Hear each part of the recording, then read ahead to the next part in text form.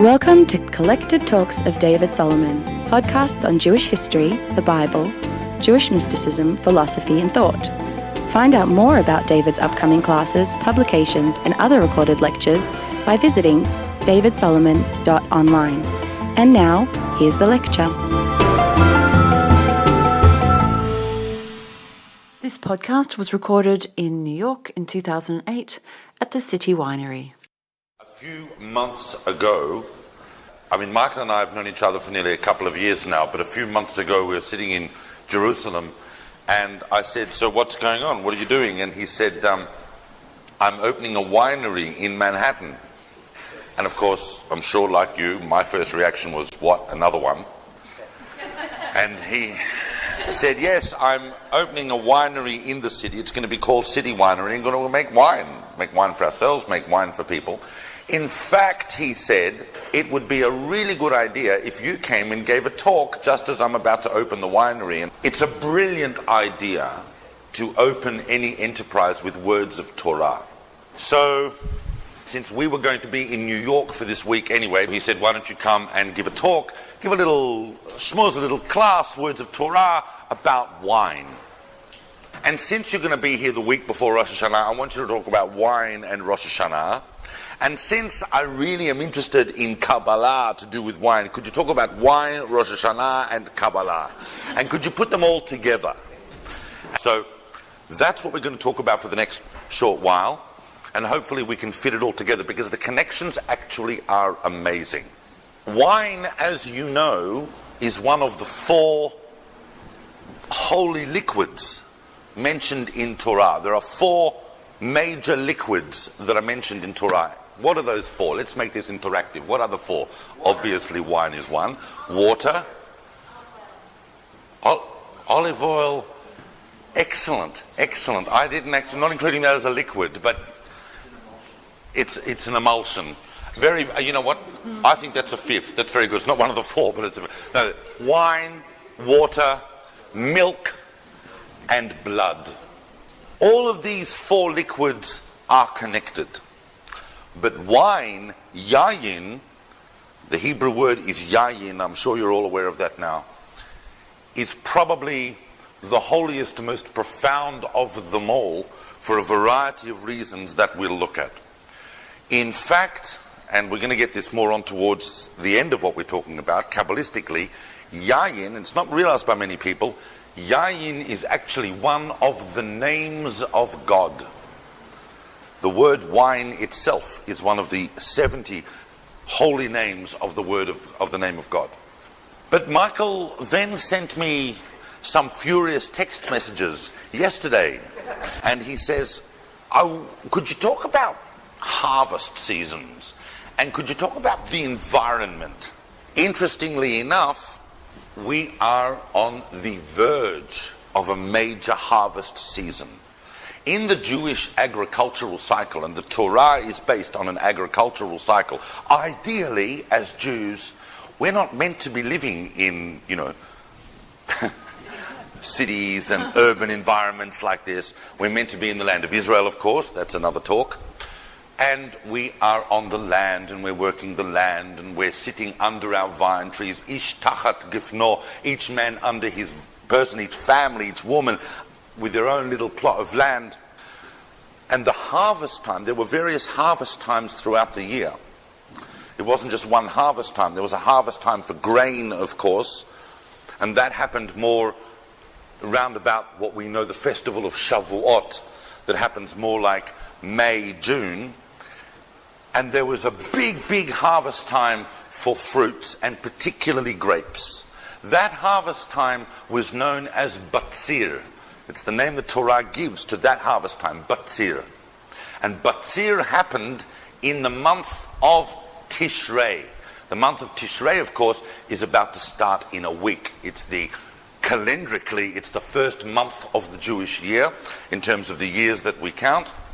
It's late summer, just coming into fall, if not already fall, and people go out, and that is why Tishrei, in fact, has the festival of Sukkot, the festival of tabernacles, where people build tabernacles, and in ancient times when we were on the land, that was incredibly convenient, because rather than schlep home every day, we would actually live for a week or so in the fields, in these tabernacles, while we gathered in all of the fruit harvest, and particularly the grapes.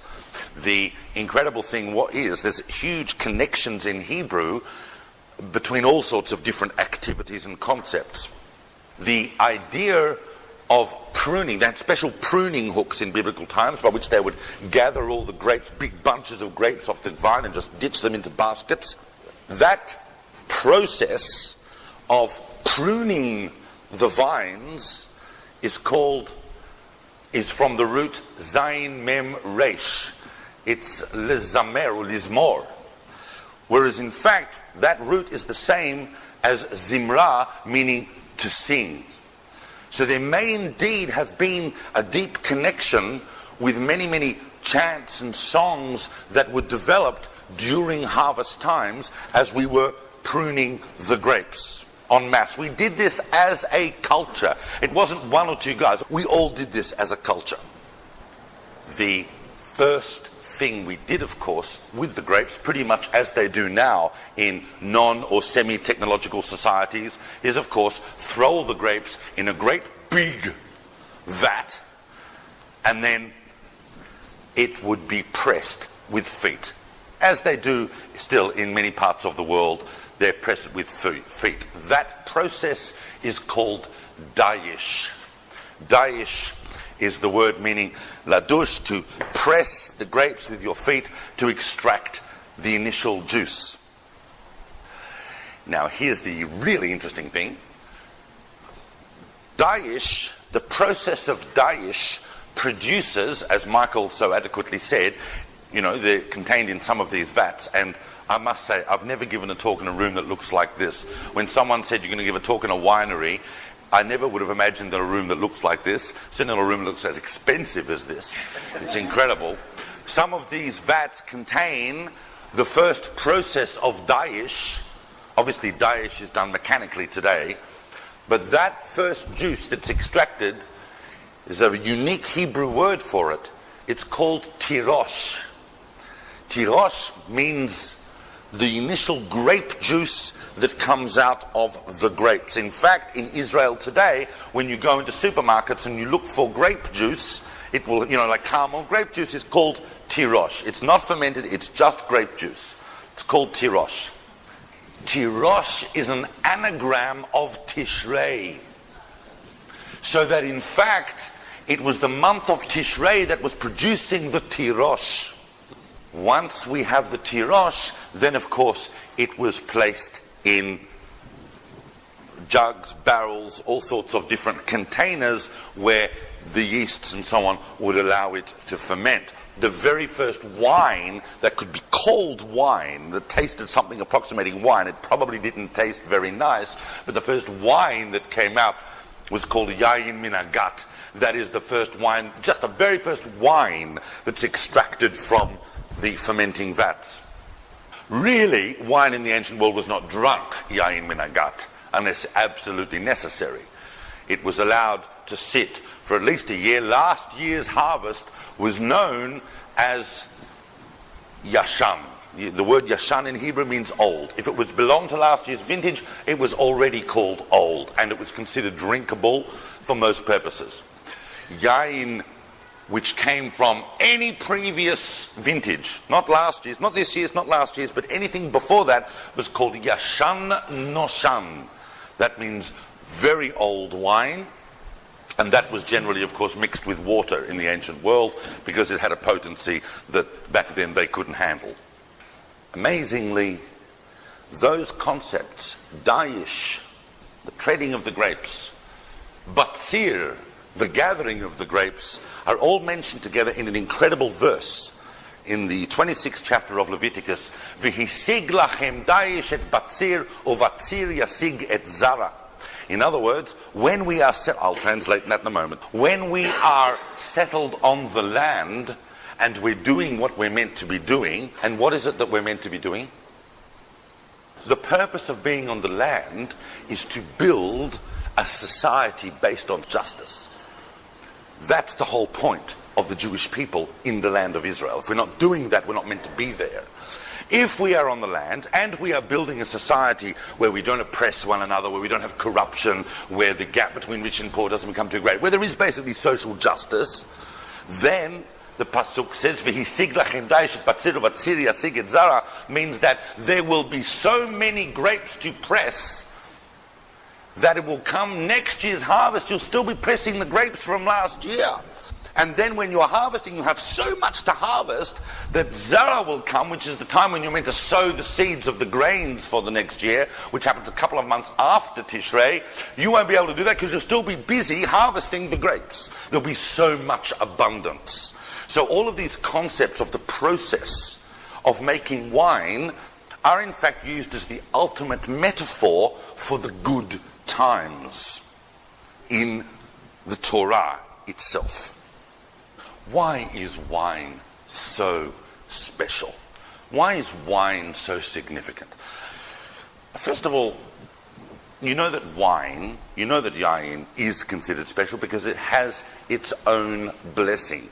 When we make a blessing on any other liquid or any other juice from any other fruit, whether it's apple juice, orange juice, or whatever, we have a generic blessing for all things. Shehakol niyeh bidvaro. All things created with his word, come into being with his word.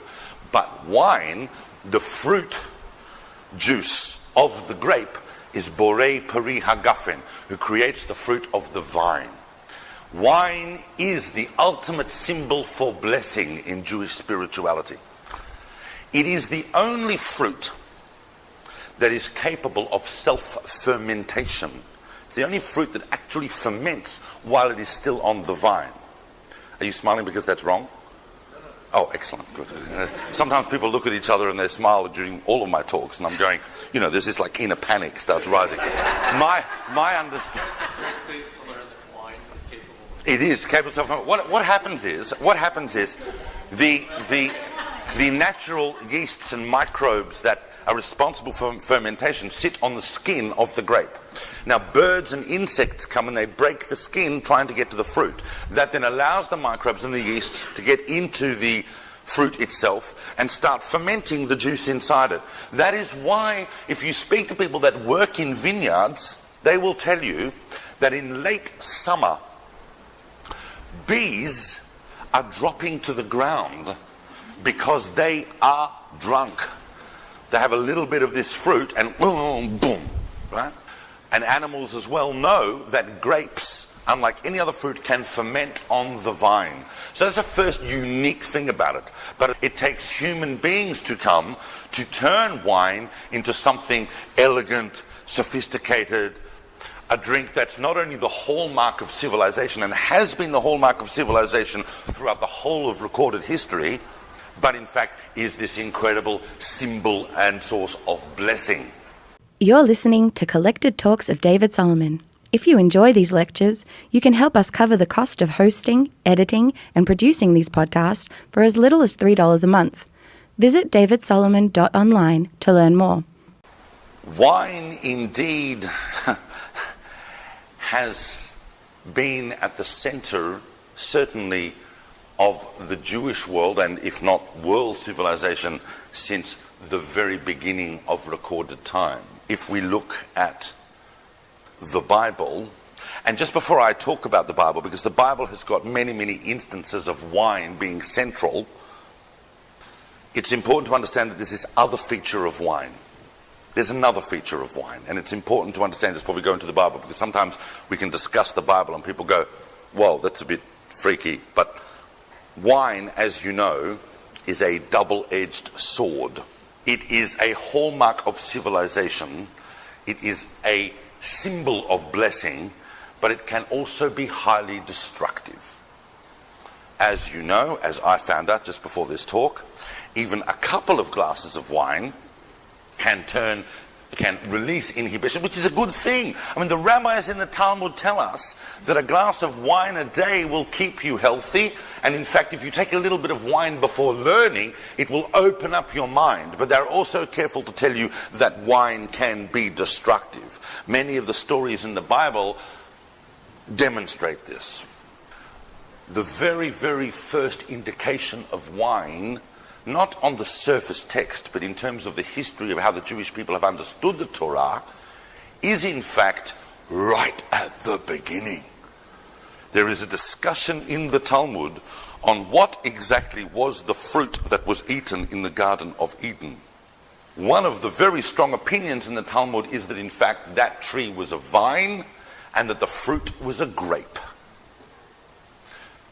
This is amazing because it means that wine was placed in the center, or the vine producing wine was placed in the center of the Garden of Eden at the sanctification of the world. This is very, very similar, something I'll talk about in a few minutes, with what we do with wine when we want to sanctify special occasions. So wine was used, and of course could have been used in a very constructive way, but instead was used in a destructive way in that episode. But the first really blatant, on the surface, example of wine is, of course, quite a few generations later, after the flood. Noah, famously, as you know, family, ark, rain, flood, everyone drowns, ark lands, doors open, out comes Noah and his family, whole clean new world. Noah looks around, all his mates are dead, he's only got his family to have to put up with, so of course he plants a vineyard and he gets drunk.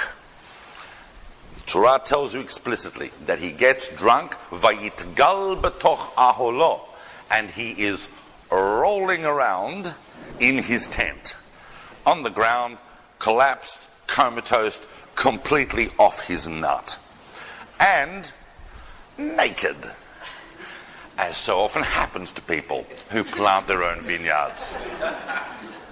He's lying naked in his tent, and that leads to a number of unpleasant consequences for Noah, given that one of his sons comes in and actually abuses him while he's lying there naked.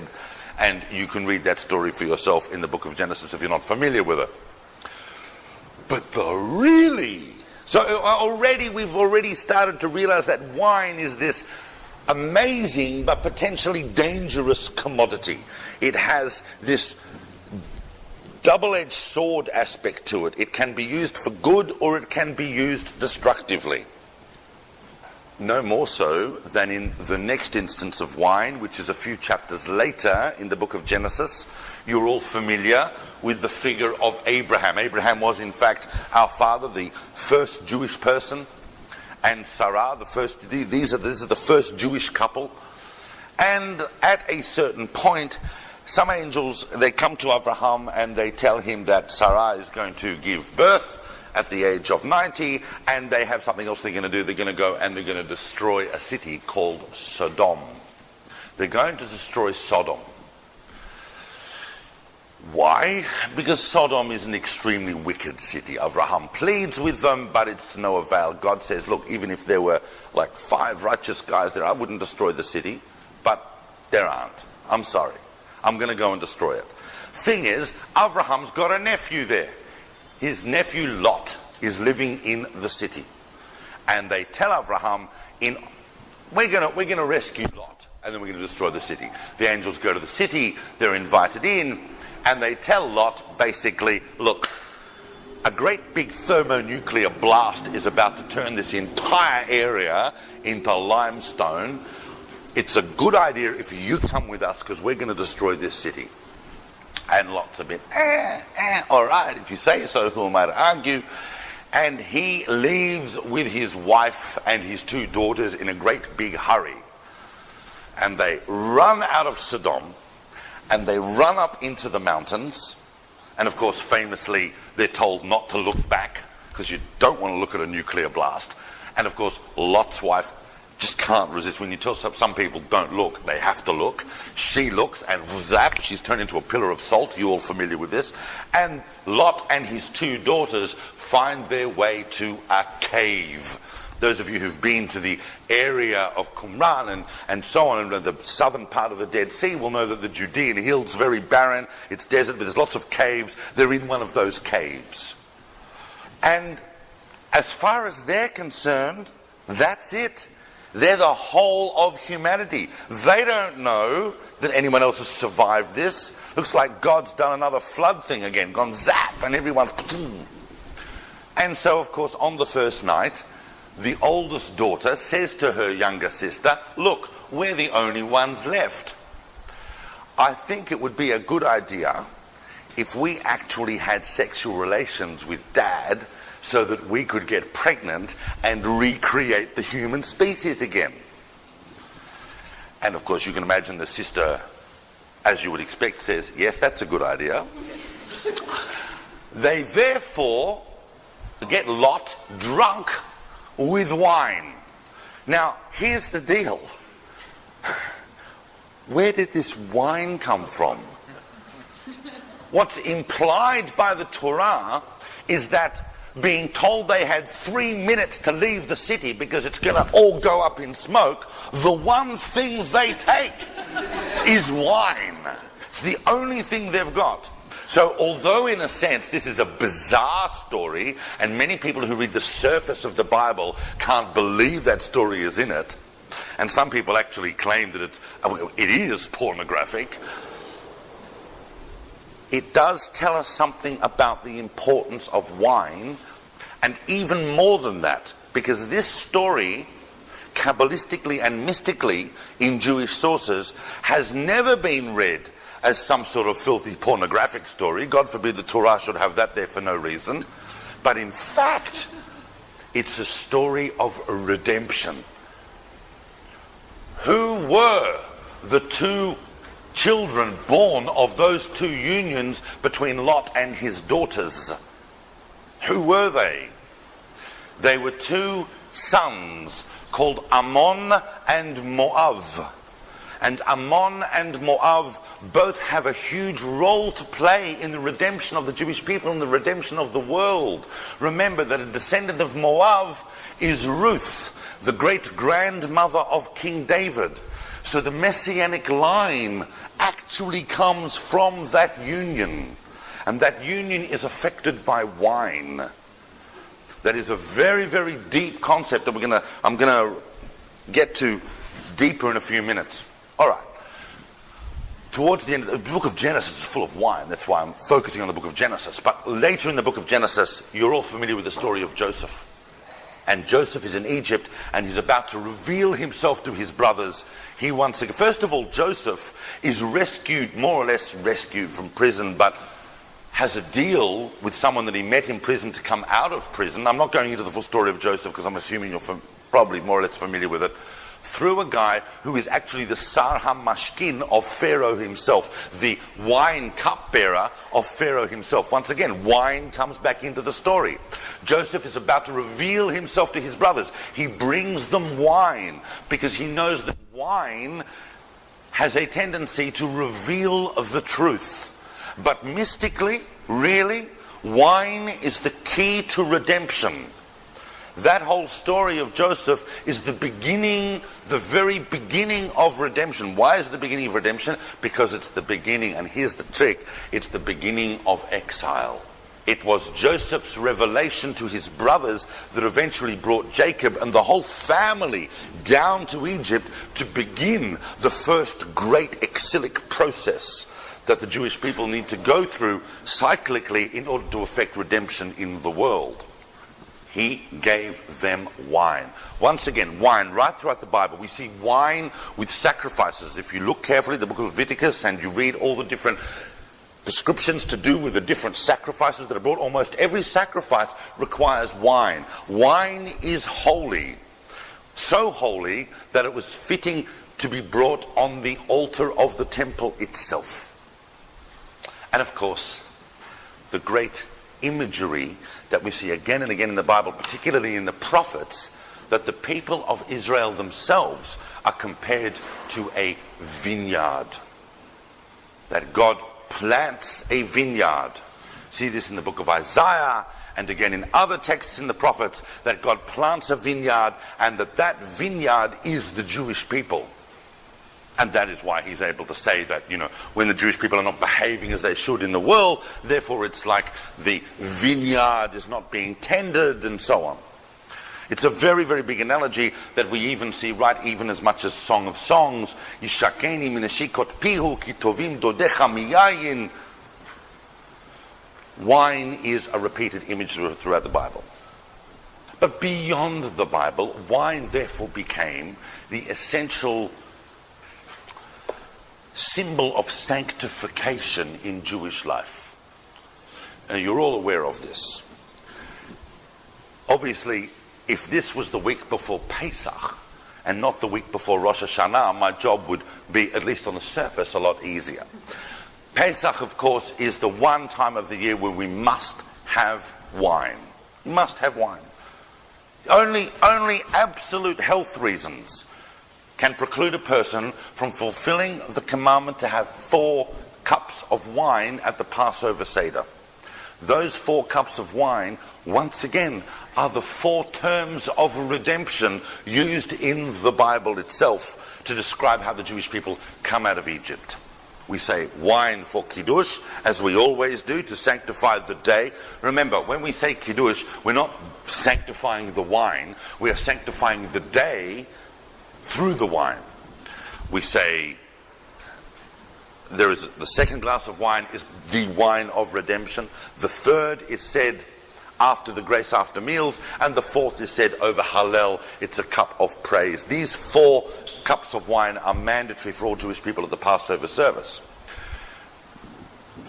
A wedding must have 2 cups of wine, one on which the actual kiddushin, the actual sanctification of the marriage itself is said, and the other cup on the Sheva Brachot, on the 7 blessings given to the couple. Every chuppah, every wedding canopy has 2 cups of wine.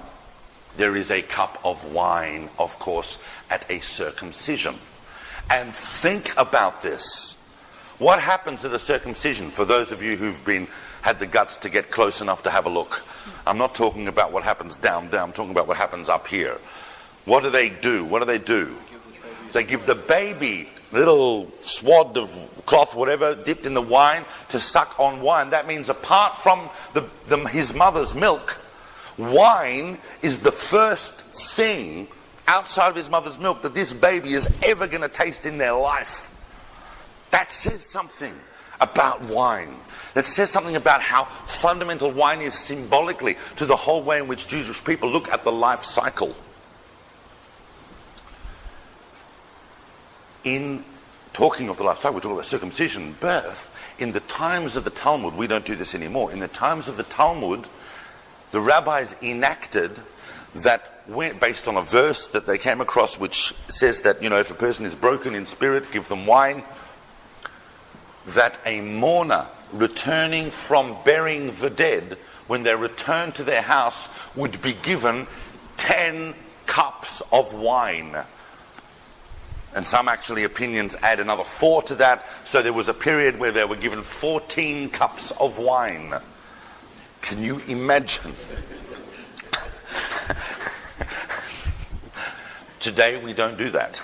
The rabbis looked at the whole concept of whether or not in fact meat and wine should be forbidden since the destruction of the temple, and they realized that would be too hard and too onerous a burden on the Jewish people to abstain from meat and wine for that long. And of course, where we most see wine in our weekly cycle is of course on Shabbat. Shabbat we make Kiddush, we sanctify the day in the evening, and we sanctify the day at lunch the next day on Shabbat. Each of those has a Kiddush, and of course at the end of Shabbat we make Havdalah, the ritual of separation between Shabbat and the weekday on a cup of wine. So wine, once again, is absolutely central to the Jewish life cycle. I want to touch for a moment, since we're talking about wine as central to the Jewish life cycle, on the concept that Michael also touched upon, this idea of the fact that he's making kosher wines. I just want to spend a minute, because most of you are familiar with this, but I just want to go over it since we're being comprehensive here.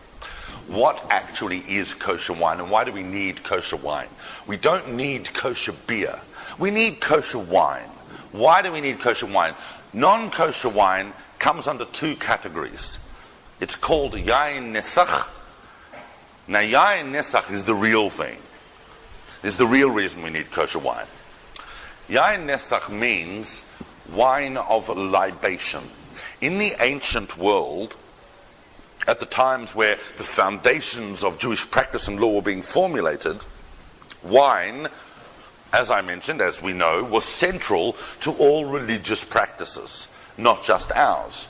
So that wine was used at Dionysian rites, and wine was used at all sorts of idolatrous cults and all sorts of religions, and even beyond the ancient world right up to today, wine has been central to that. Because anything used for the purposes of idolatry is utterly forbidden, the rabbis, well over 2,000 years ago, instituted this idea that wine that had not been created by Jewish people for the purposes of drinking was probably used for idolatrous purposes. This may seem bizarre to us today, but in fact in the ancient world, most wine, because wine was expensive, wine was not cheap in the ancient world until certain periods of time. So any wine that was created was generally created for idolatrous purposes, to any one of the great pantheon of the Greek gods or the Roman gods or any of the other gods.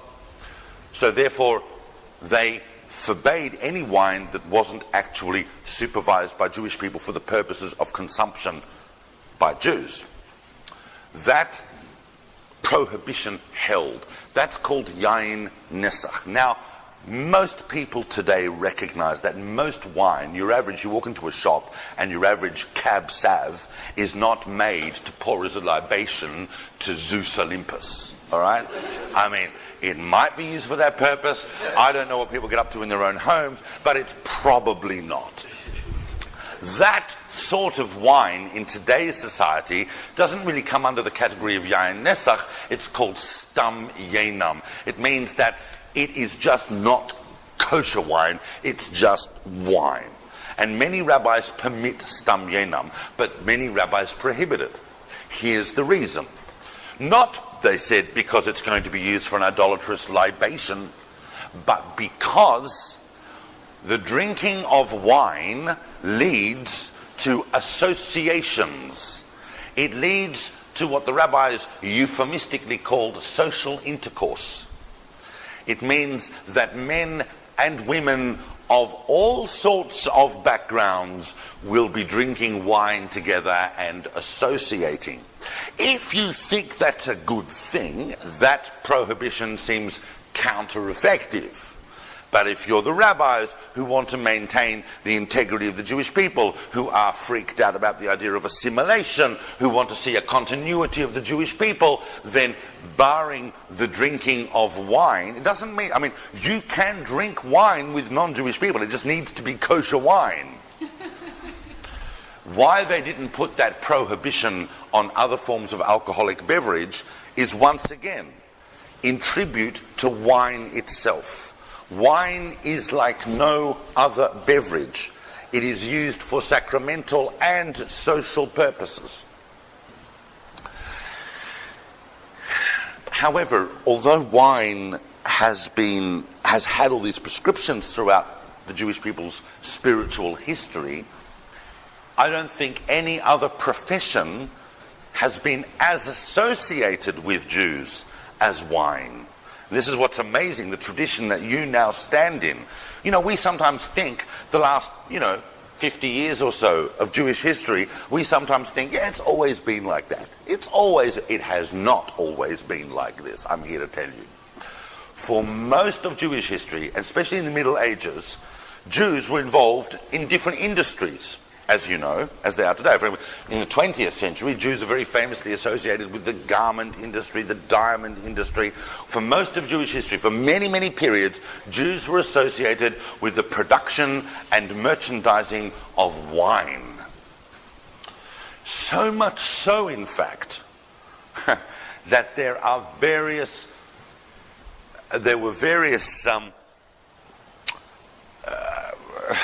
I don't exactly know what to call them, because they weren't really at the level of papal bull, but there were various announcements made by various church authorities which were alarmed throughout the Middle Ages over the fact that Christians themselves were buying their sacramental wines from Jews. You know that Jewish life in the Middle Ages was incredibly difficult. It was incredibly tenuous. We, in fact, for many generations, never had red wine at our Passover Seders. The first Blood Libel in European history happened in Norwich in 1144, but like any anti-Semitic idea that comes into the world, it soon becomes very trendy. And other places go, oh, that's a good anti-Semitic idea, why don't we take up that one? So suddenly, after that, you see a whole spate of blood libels. You're all aware of what the blood libel is. It is the accusation that Jewish people find little Christian children just before Passover, and they stab them, and they bleed them, and they use their blood to make matzahs, and they drink their blood with the matzah on Passover, because we're drinking the blood of a Christian child because we're trying to kill their whatever it is, right? So there would be raids. They would burst into Jewish homes on Passover Seders. So that is why the custom arose in the Middle Ages to drink white wine at the Seder to definitively dispel any accusation or any suspicion that we were in fact drinking Christian children blood. Those of you who have not been to a Passover Seder, I'm here to tell you that it's not true. It doesn't happen. The most famous wine merchant in the whole of Jewish history, without a doubt, is in fact the most famous commentator on Torah. Of course, I'm talking about Rav Shlomo Yitzchaki, the 11th century, known as Rashi, the 11th century commentator in France. Most historians now believe, contrary to previous historical misconceptions, there was a general picture that Rashi, I mean, you can understand who Rashi was, right? Rashi was phenomenal. He came from Troyes in France. He went to the yeshiva of Rabbeinu Gershom, the first yeshiva in Europe, in Mainz. He studied at the feet of the disciples of Rabbeinu Gershom himself, the granddaddy of Ashkenazic Jewry. He comes back to France. He sets himself up and starts an entire school of thought that is incredibly impactful on the whole of Jewish learning.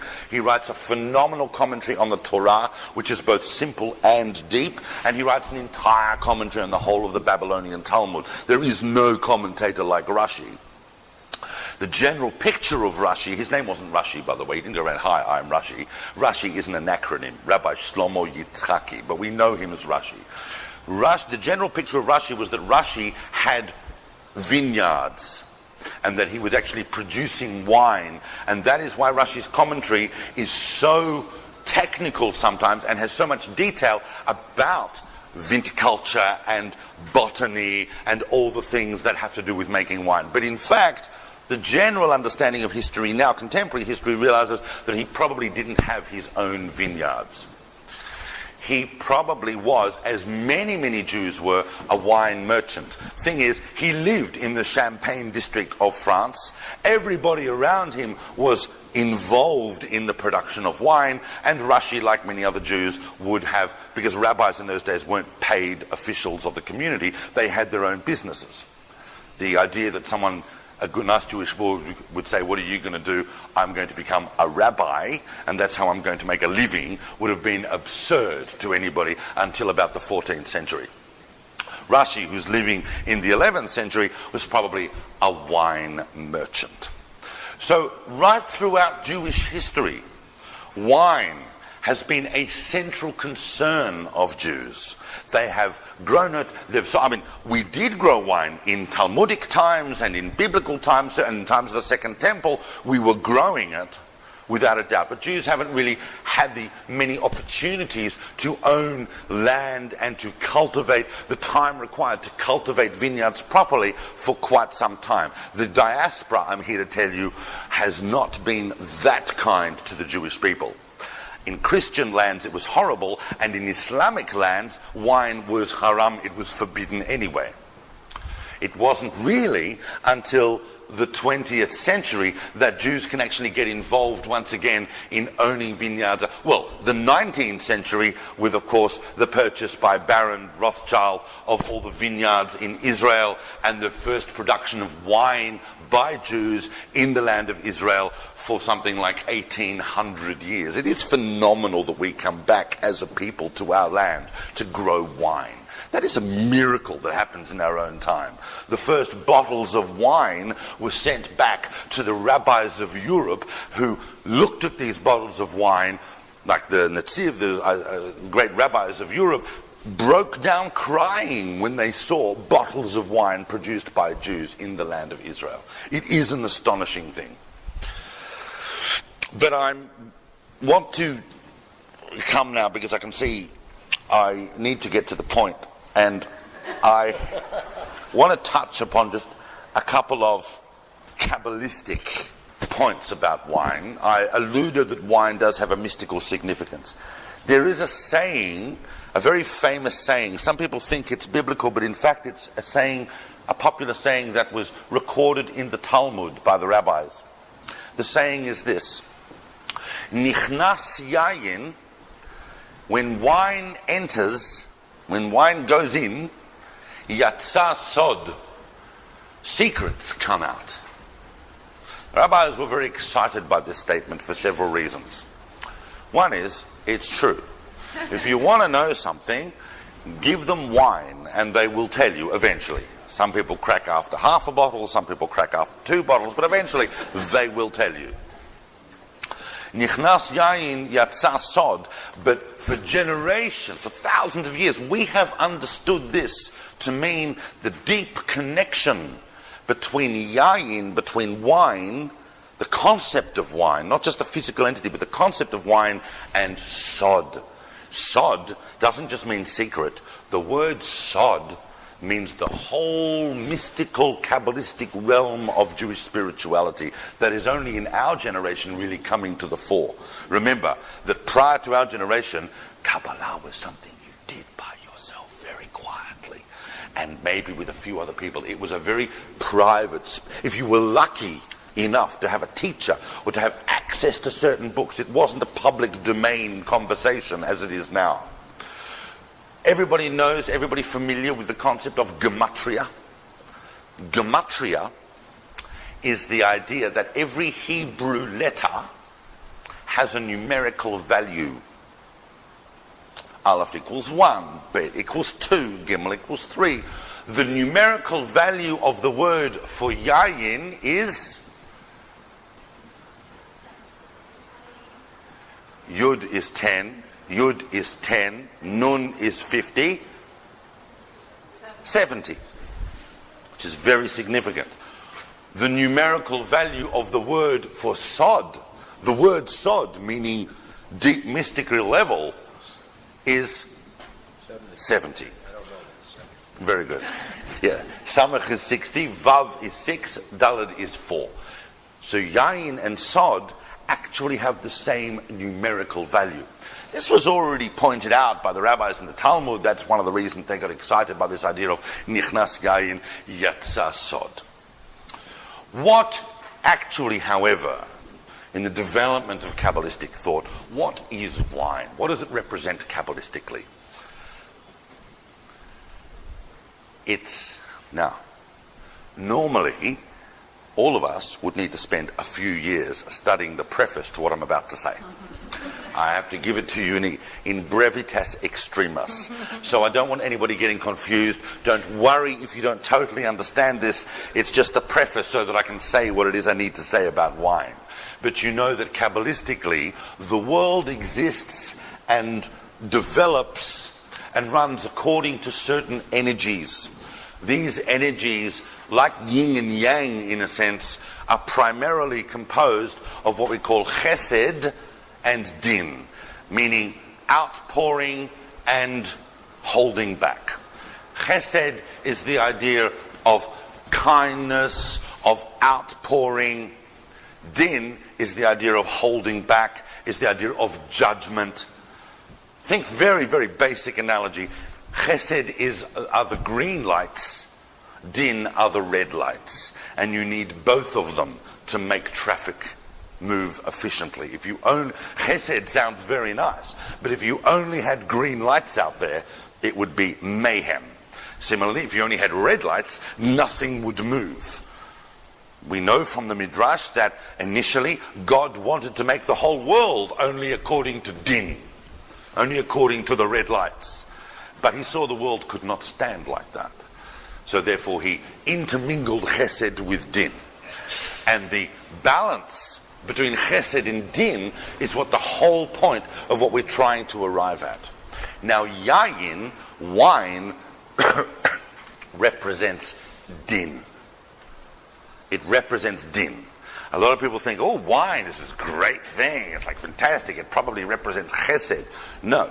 Wine represents Din, but it represents a very unique type of Din. It represents Din Metukan. In other words, blood represents absolute severe judgment, but wine represents sweetened Din. It is the Din of return.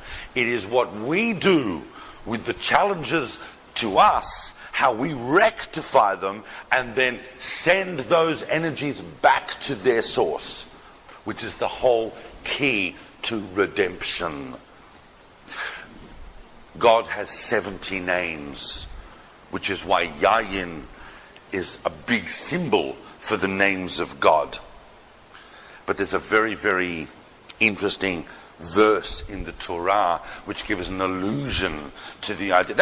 By the way, this idea that I said about din metukano, din matuk, the sweetened din, which is din after we've dealt with it and after we've overcome these challenges and turned the challenge of din into chesed and back to its source, is the reason why when we make kiddush, we hold the wine in a cup in our right hand, which represents chesed, if you're right-handed, and represents chesed, because all din must be held in a vessel of chesed. I know that I'm speaking very Kabbalistically here, because ultimately it is the combination of din and chesed which brings about redemption. Wine is din that has already been through the process of chesed. There is a verse in the Torah that you see, this is what the Zohar is always saying. The Zohar is always saying, people who read the Torah just as simple stories are not getting the point. Every single verse of the Torah is a deep mystery that at different times in Jewish history becomes uncovered. There is a verse in Genesis shortly after the story I was talking about before with Joseph. And Joseph reveals himself to his brothers, and then his father and all the family come down. B'shiv'im, and we actually read this in the Haggadah as well, this verse. B'shiv'im nefesh yardu avotenu Mitzrayim. In other words, with 70 souls, our fathers came down to Egypt. When Jacob and the whole family came down to Egypt to join Joseph, they numbered 70. The Zohar tells us that that is a big, big secret. That is the secret of the concept of wine. In order to effect redemption, we must have exile. The whole transformation that happens with the grape is the concept of the transformation that happens to the Jewish people every time they go into exile. And the number of yayin is 70. 70 is a very, very big number Kabbalistically. It keeps coming back and back and again. If we were to have a talk about the Kabbalistic significance of wine, we would be here at least till 5 in the morning, next year. So I'm really just highlighting certain things. It is a huge field, the Kabbalah of wine, because wine is so significant. It keeps coming back again and again and again. But I want to wind up by this, because I want to bring us back to where we started. You know, I mentioned the fact that on Shabbat and festivals we make Kiddush twice. We make it once in the evening and we make it once in the morning, during the day. Each of those represents two sides of the same story. One represents creation. Friday night represents creation. Zikaron lama'aseh bereshit, over a cup of wine. And the next day represents redemption. Creation and redemption are really the same process. Creation is but the beginning of redemption, and redemption is really but the climax of creation. Each of these is contained in the concept of shamor v'zachor, preserve and remember. There is a big discussion in the Talmud about when was the world created. Was it created in Nisan, the month that contains Passover, or was it created in Tishrei, the month that contains Rosh Hashanah and Yom Kippur and Sukkot? The rabbis come down on the side of Tishrei. They come down on the side of Tishrei because Tishrei contains the batzir, the harvesting of the grapes. You may not think that harvesting sounds very much like a beginning. In fact, it sounds like a climax of a whole agricultural process. But in fact, just as we reap the fields and we harvest the new grapes and we press again a whole new tirosh, therefore we ourselves are renewed and the whole world is renewed. We are, at the end of the day, the same people, schlepping our butts from year to year. This is not our first Rosh Hashanah, nor, please God, will it be our last. But we are renewed, because every time we harvest, we realize the recreation of the world that happens every single time. It is one event that you do not forget. And every time you go out to harvest, you say, okay, last year's vintage is last year's vintage. Now I start again, not only in what I'm doing, but myself as a person. And always remember that Rosh Hashanah is really about, it's about going to hear the shofar in shul, but in fact, it is about an inner transformation. If you're not attempting, at least, to have some sort of self-awareness, self-reflectiveness, and transform your inner self in your relations with other people, then you're not really experiencing what Rosh Hashanah is trying to tell you. And in the concept and in the process and the activity of self-reflection and self-awareness, nothing helps like a good glass of wine.